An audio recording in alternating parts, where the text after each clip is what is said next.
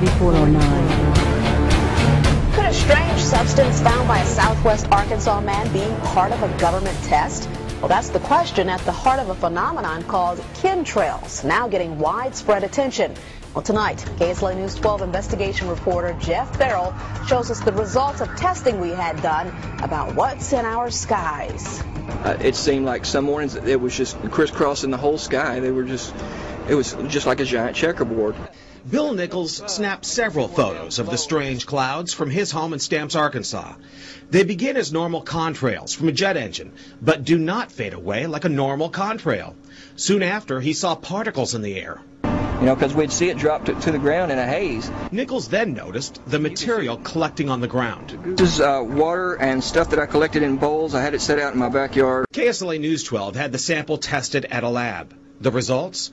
A high level of barium, 6.8 parts per million, more than 3 times the toxic level set by the EPA. Armed with these lab results about the high levels of barium found in our sample, we decided to contact the Louisiana Department of Environmental Quality. They told us that yes, these levels are very unusual, but at the same time they added the caveat that proving the source is a whole nother matter. Barium is a hallmark of other chemtrail testing, which even attracted attention from a Los Angeles TV station. There's already no shortage of unclassified weather modification programs by the government.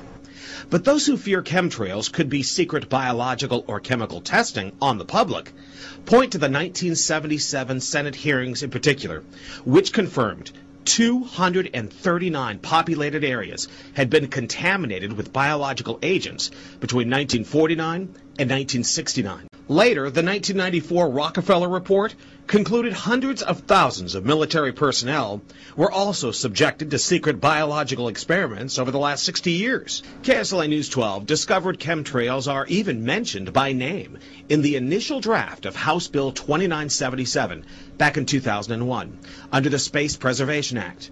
But the military denies any such program exists. Jeff Farrell, KSLA News 12 reporting.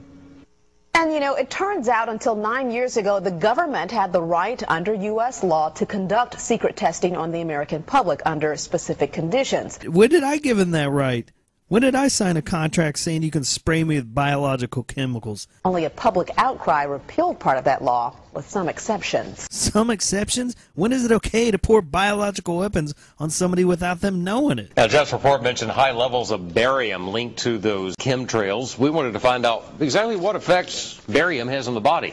We spoke with Mark Ryan, the director of the Poison Control Center. Ryan tells KSLA News 12 that short-term exposure can lead to anything from stomach to chest pains. Long-term exposure causes blood pressure problems. Ryan addressed concerns by chemtrail researchers that barium could be meant to wear down a person's immune system.